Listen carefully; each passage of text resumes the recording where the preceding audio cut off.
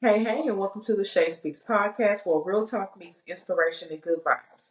Listen, I'll be bringing you unfiltered conversations about life, growth, and everything in between. So if you're here for some inspiration, empowerment, and some thought-provoking gems, baby, you're in the right place. Let's dive into today's episode. Hey, y'all, welcome back to the Shay Speaks podcast. Thank you for tuning in today to episode 2. Listen, I've been working on this content. I've been working on the topics, and today the topic that I have on the agenda for us, we're going to be talking about navigating spirituality outside of traditional religion. Okay, so I just want to give a little bit of a backstory on me and where I am in the spiritual religion. So when I was younger, I was very active. I didn't necessarily grow up in the church. I remember going to church with my great grandmother.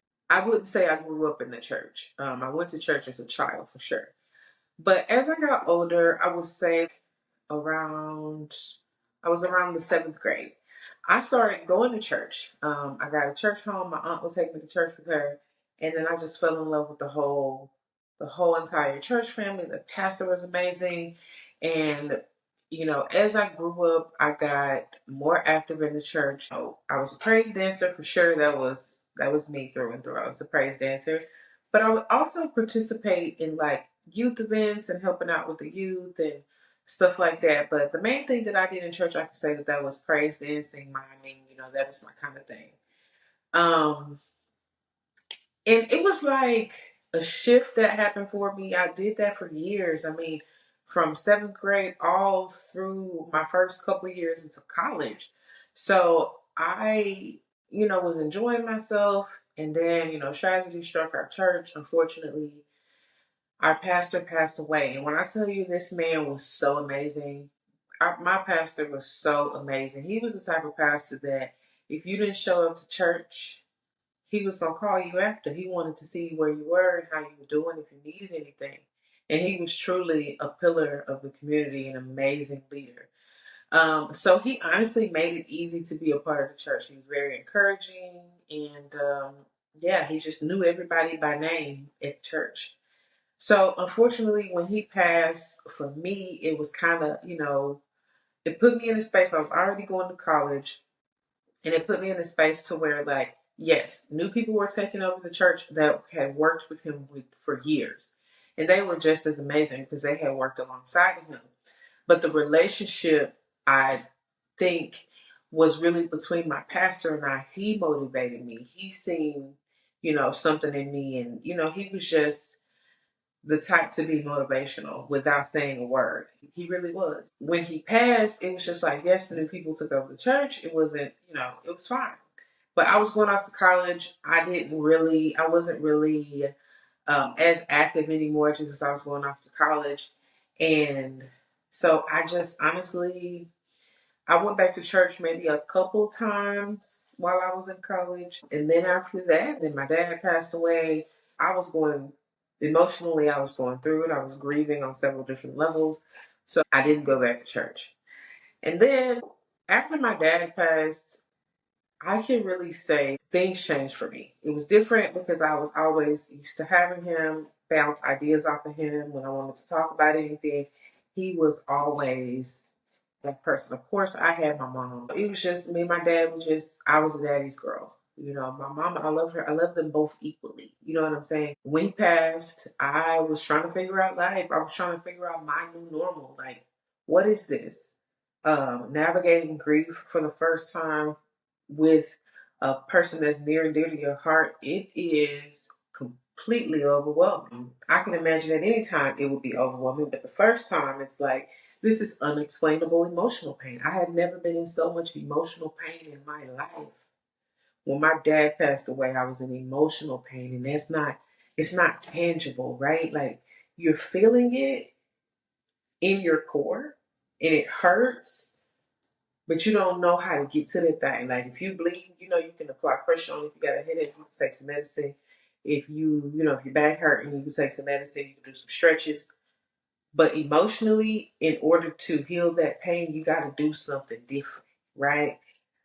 I would say I started getting in signs and synchronicities from my surroundings. I would see things that would remind me of my dad.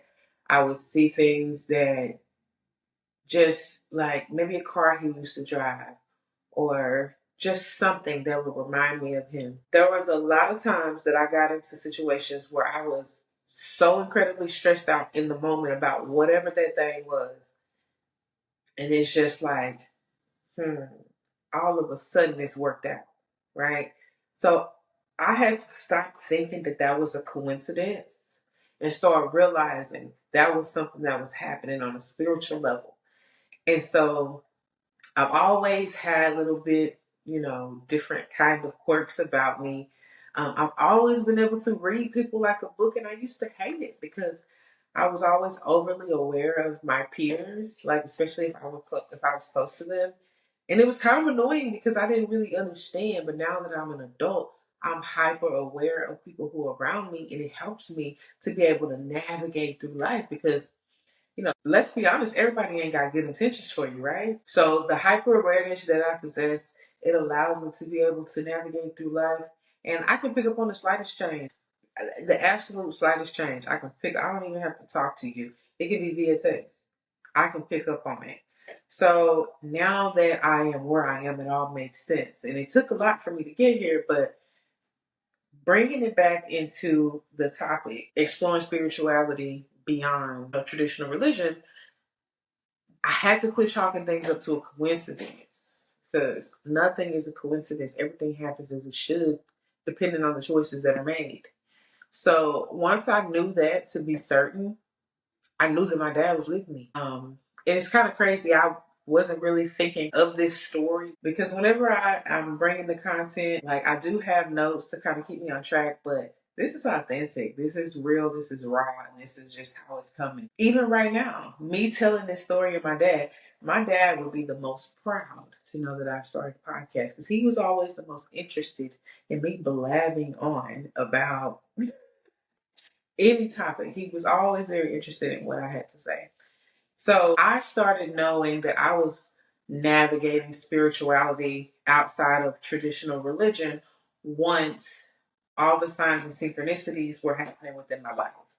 I couldn't ignore it. It was so loud that it was deafening. And for me to ignore it, it was almost kind of insanity. Like knowing that traditional religion, they really demonize the idea of, honoring your ancestors or, any type of meditation. I'm not saying that the church that I came from did, because at the time that I was attending church, I didn't have this spiritual, like, where I am today. Of course, there is a spiritual connectedness to people who attend church or whatever their religion is. But where I am now is completely different. So I never felt like, when I was in church that there was an issue with me expressing it because I didn't possess the information that I do now. Once I started to transition, I started to understand why I possessed a lot of the gifts and talents because it was important for me. It's a spiritual journey, right? My journey started from me going to church. The majority of the people that are in church, pastors and congregation alike, they're not living up to what they're preaching. And so that's an issue for me. That's an integral issue for me. And you see it through and through. You see that the integrity is lacking, but because they're up there preaching the word of God, you're going to follow them. That doesn't make any sense to me. And so I had to get to a point to where I had to make things make sense for me. This is an experience. You feel what I'm saying? And if I'm experiencing something that I'm feeling disconnected from or it's not making any sense to me, then we got to explore that because again, we are healing. That's where we're headed. So that's pretty much how, I transitioned from religious to spiritual. Pretty much. It was very genuine, very authentic shift throughout my life. Okay, so let's go ahead and define spirituality. So, a deeply personal, often abstract concept that encompasses a sense of connection to something greater than oneself. It involves exploring outside of the framework of organized religion. Spirituality is highly individualized and can vary widely based on personal, individual beliefs, experiences, and cultural contexts. So, a lot of times when we're talking about spirituality, it's just demonized. They think that, like, oh, you don't believe in God, you're atheist. That is something completely separate. Someone who doesn't believe in a higher power, it's separate. I am not atheist, and most people who are spiritual are not atheists. They believe in God, they believe in the Creator, but they also believe that God created us in His image, so He lives within us. So, and that's so demonized just to think different, and that's the one thing that I can say that I really do kind of strongly dislike about typical Christian behavior is that they're so quick to demonize what they don't believe in. Just because you don't believe it, what you have to understand that more than one thing can be true at the same time. If you don't serve the God that they serve, they just don't understand how you are, making it through life because you're going to die and go to hell. And so it's just like, no. I had to start making things make sense for me, and that wasn't making sense to me. Um, I'm just gonna be real about it. And this topic is definitely a topic that can be controversial to listen. We want all the smoke. No, I'm just kidding. I like to talk, not tussle. Spirituality is a personal quest for meaning, connection, and purpose beyond the physical world. Because in our day and age, we get caught up in the physical things a lot. But what your inside's looking like. That's why you can find a girl or a guy that looks extremely attractive on the outside, but once you get to them on the inside, they don't have no character, they don't have no integrity, they ain't got no loyalty about them because they're just trying to move and snake through the world how they know how to do so. So it's like, but what is that character like though? What is that communication like? What is that loyalty like? You lack all of those things, but you look so good. So for me, spirituality had a lot to do with polishing up the inside. You got to clean inside your house first, right? And a lot of times people talk about a lot of negativity they receive, things like that. I don't dwell in negativity. I don't have anything negative around me, not a person, not a place, not a thing. If I'm uncomfortable, I'm changing it. If it's a person, we're going to remove them. And depending on how important that person is in my life, we'll have a conversation. But a lot of times people really don't want to have conversations about things that hurt you because they don't even know how to express themselves. So it overwhelms them when you're talking about your feelings. They can't handle big feelings. And you got to realize a lot of people can't handle big feelings. And so once you learn how to handle your own big feelings, you're able to give people grace. But giving people grace don't mean that you got to stick around and allow them to treat you any kind of way. And that's the thing it's a spiritual practice. Like setting boundaries, cutting people off, moving, changing your job, changing your location. That is a spiritual practice. It has nothing to do with the next person or you not liking them or the apartment or the house that you live in. It might be fine, but when you go in there, you just don't feel good about it. You just don't like the environment, and that is okay. You don't have to have a concrete something on a piece of paper in order to move with what you feel, but you have to be connected to all things. And that's what people misunderstand is that you're connected to everything. You feel me? So you can't go out here treating people bad because you don't like them, but I'm gonna treat you good because I like you. No, it's gonna flip right back around on you because you're connected to everything. And that's the thing about spirituality. It allows you to number one give yourself grace, but then you give other people grace too. You don't judge them for what they believe because we all on our own journeys. And I think that's the part about spirituality that I love the most is that I'm not judging you for what you're going through. I can't. I'm on my own journey. Doesn't matter to me. I'm not trying to make you believe what I believe. That's not how this works. I'm not forcing it on you. I live my life the way I live my life. And then if we get to talking about spirituality and religion, and then you get to learn that I'm more spiritual than religious, but you're like, dang, she's an amazing person. So it actually gives credibility to spirituality. You're doing that work. Because if you don't know that I'm spiritual, then we start talking, and then you learn it out about me, like, but dang, like, she really one of them ones. That's crazy. Yeah. Because I'm doing the work on me, so it allows me to give everything around me grace. Just a little bit of the contrast. I already kind of highlight religion is often comes with a defined set of belief practices, while spirituality can be more fluid and individualized. There's a couple different categories when it comes down to kind of categorizing the different beliefs and how many gods people believe in. There's monotheistic, that's the belief in one God, so that's like Christianity, Islam, Judaism. Then there's polytheistic, a belief in multiple gods, Hinduism, ancient Greek. And then there's philosophical traditions, which focus on moral or spiritual without specific deities. It's just like they're kind of focused on the concepts. They're focused on, I can take a page out of a Muslim's book. I could take a page out of an Islamic book. I could take a page out of a Christian's book. And I can put them together and I can use them to serve a higher purpose within myself, because this whole thing is an experience. And there is something that can be learned from each individual religion to apply to your life. But again, where I come from, that ain't what's going to happen. It's like you believe in Jesus Christ or you're on the outside. And there is a constant conversation to pull people in who are outside. You know what I'm saying? That happens a lot with Christianity. You'll find a lot of Christian content where they're like, oh, that I don't believe in zodiac signs and people having crystals is demonic, and God created it all. It comes from the earth, herbs as well. There's nothing demonic about a crystal.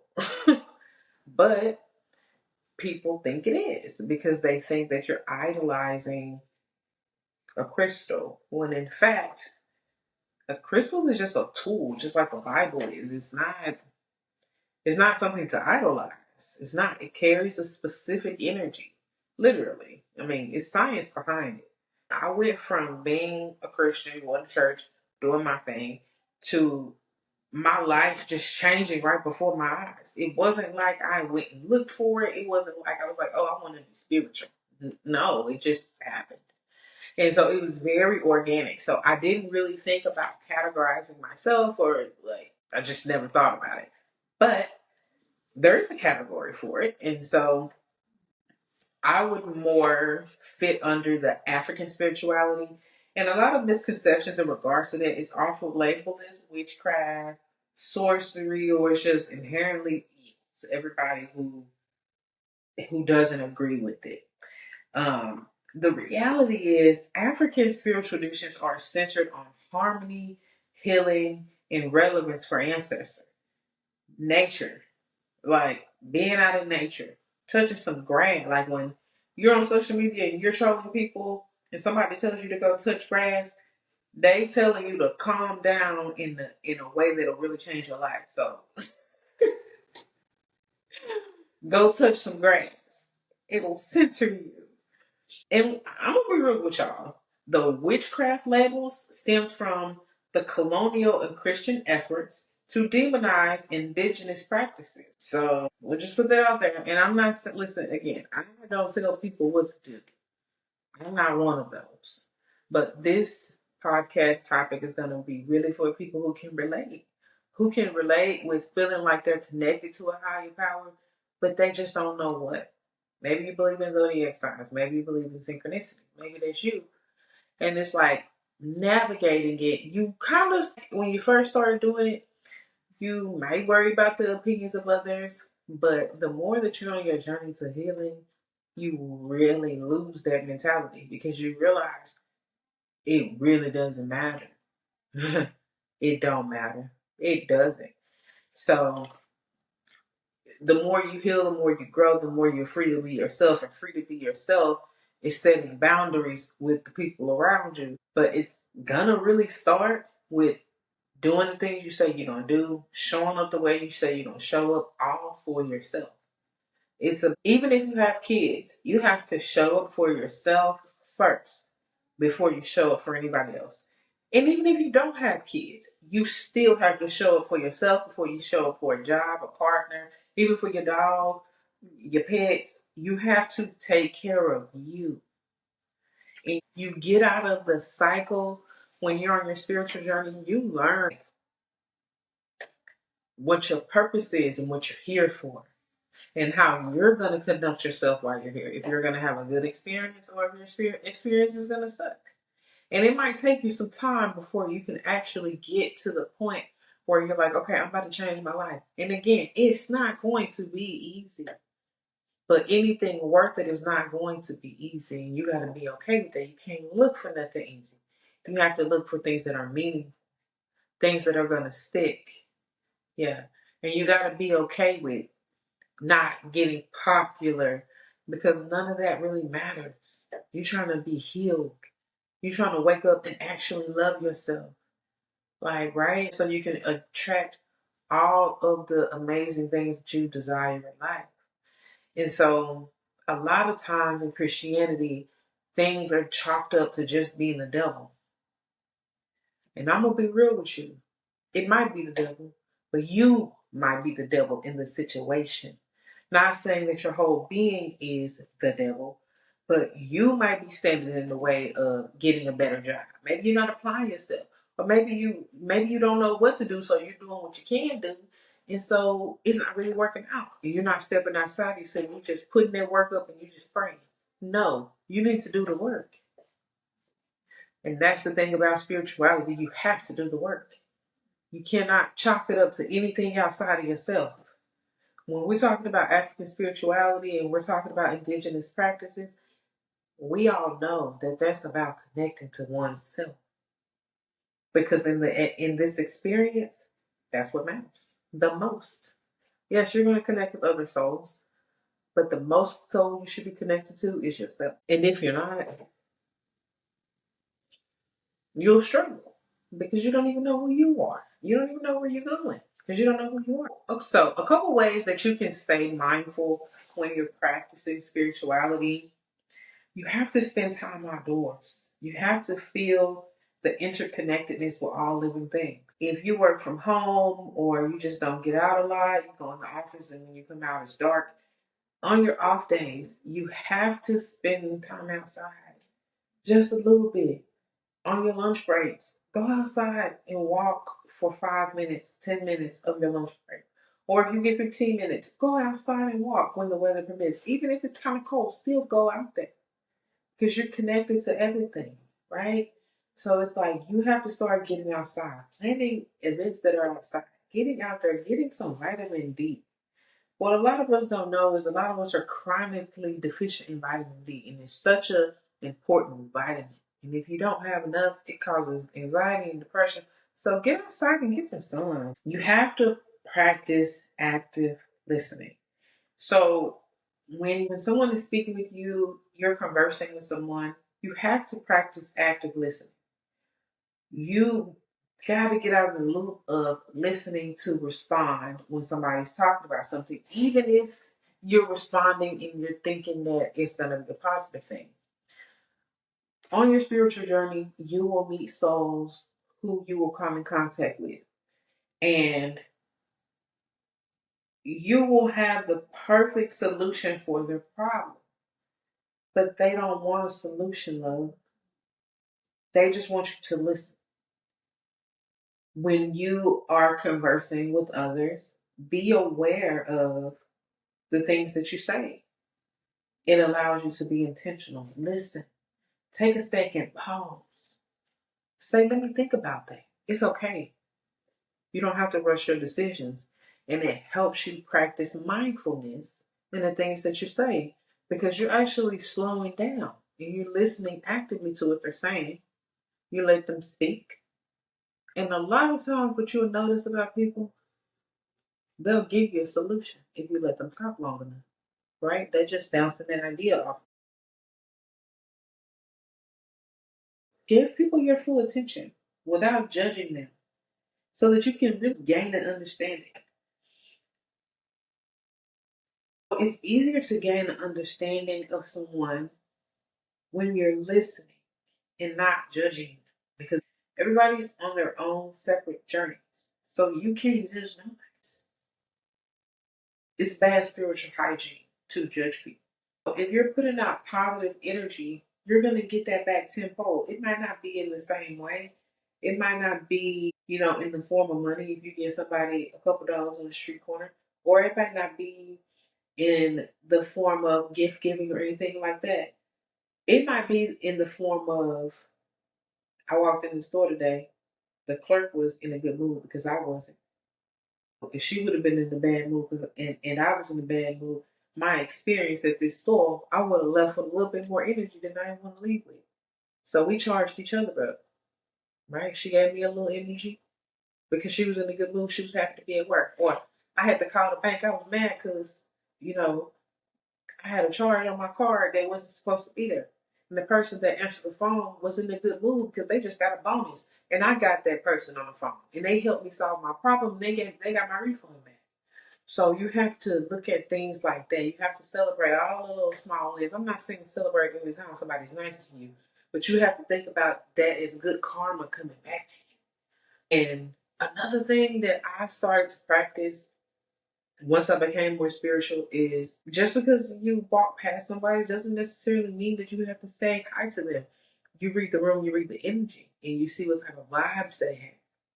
And that's very important. Have you ever been in a situation where you wanted to say good morning to somebody, and before you encounter them, you was like, "Man, I really don't want to say nothing to them," and then you say it, and then that good morning dry, or it just wasn't giving what it needed to give, and then you was like, "I knew I shouldn't have said nothing." That's kind of what I'm talking about. Like, you just gotta read the room. Sometimes you don't need to say nothing. They in a bad mood, and they want everybody else to be in a bad mood too. So spirituality has allowed me to read the room more than I've ever had. I've always had that ability, but I would never use it to my advantage in a positive way. I would always do it when people are already being negative towards me, and now it just looks like I'm crazy. Like, um, but now I can just read the room, and I know that when I walk in a room, I light it up. I know this because I see the looks on people's faces. I could be walking in the store with a hoodie on. People light up when they experience me, whether I say something to them or not. And that's not out of any sense of cockiness or anything, but that's because my aura shines bright. And I've been doing the work and it shows.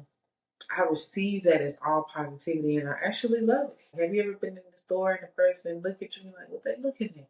They see something beyond what you can see. And until you get on the right path, it'll always be like that.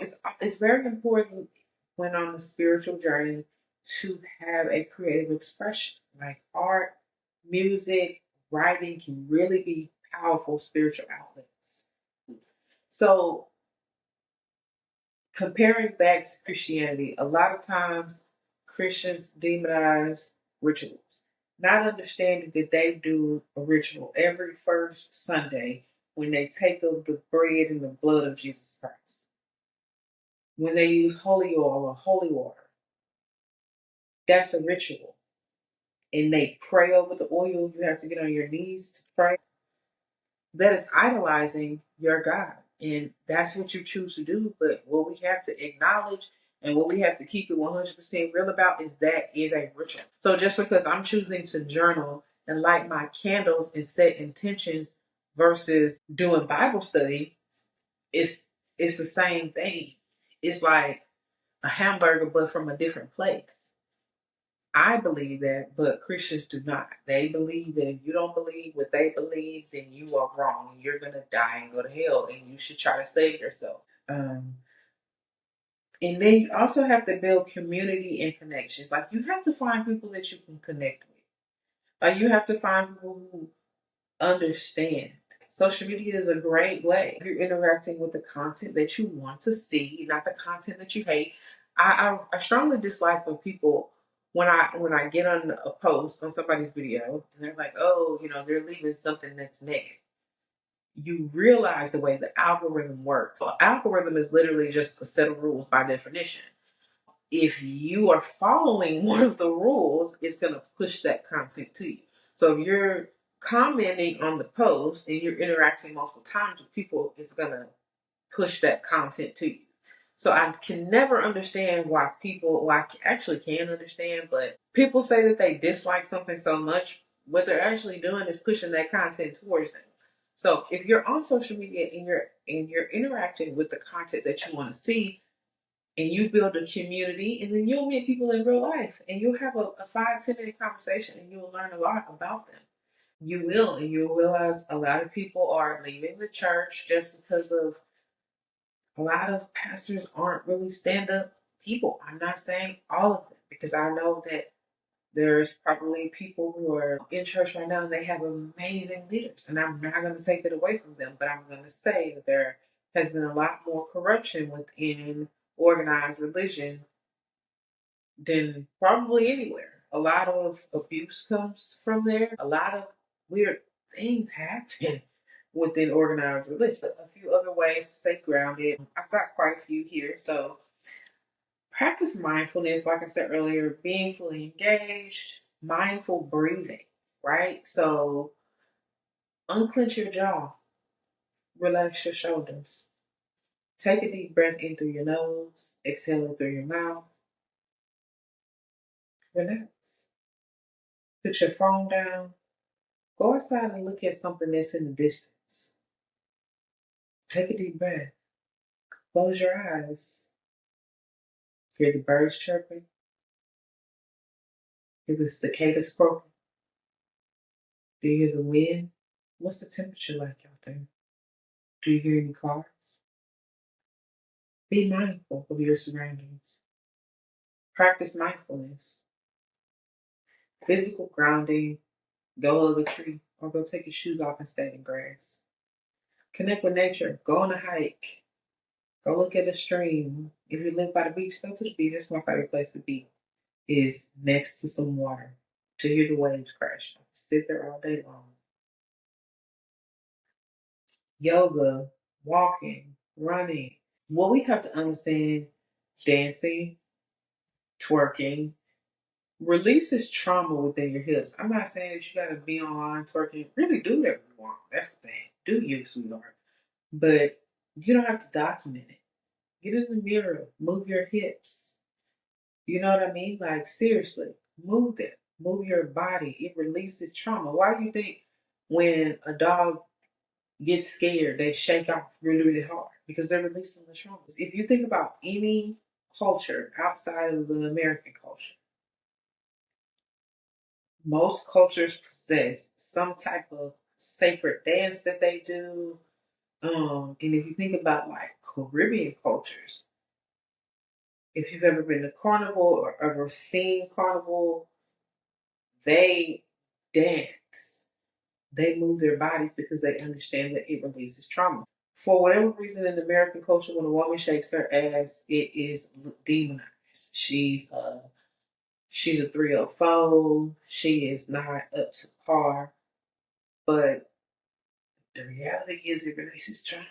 Like, just stay connected with others and don't ever think that anyone is beneath you, because it can be one change in your situation and you can be in a very bad situation. Slow down when you eat. Be mindful of how things taste, the texture. Be mindful. Slow down. Take a breath. Breathe. Don't rush. Because again, we're programmed. We live in a culture where we're always on go. Everybody is. We moving and moving and moving and moving. But slow down when you're nourishing your temple. Limit your overstimulation. So if you know certain things overstimulate you, like if you know you really have this friend that she's really, really cool, but every time you leave her house, you tired and you drained. Every time you hang out with her, she always want to do 5 million things. When you're the type of person who you can do one thing, be satisfied, and go home, limit that. Your social media, put your phone on do not disturb at a certain time. Like me personally, I have notifications turned off on my personal social medias. They're turned off. I don't want the notification. When I get onto that, when I click onto the app, then I will check all of my interactions. But any other time, I put my phone down. When I'm spending time with my daughter, I put the phone down. She definitely puts her phone down. We're spending time together. We're connecting with each other. We're conversing, and we're just staying present. Detox and declutter your space. Cleanliness is next to godliness. So if you know you've been having them dishes in the sink for a week, get up and go wash them. Because what you'll realize, and you always realize that, it only took you about 20 minutes to do it. Go ahead and wash them clothes. That means sitting in the dryer forever. Get up and fold them. Because it's not going to take you that long. You already been putting it off for so long. And go wash your hair. Practice gratitude. Use affirmations. Be specific about it. Get therapy or counseling. Because let me tell you something. Mental health in the Black culture is still on the down slope. We might be on the up and up, but it's still on the down slope. A lot of people in the Black culture do not take their mental health serious because you're not focused on really connecting with yourself. You're worried about everything that's outside of you. So you're not really worried about your mental health.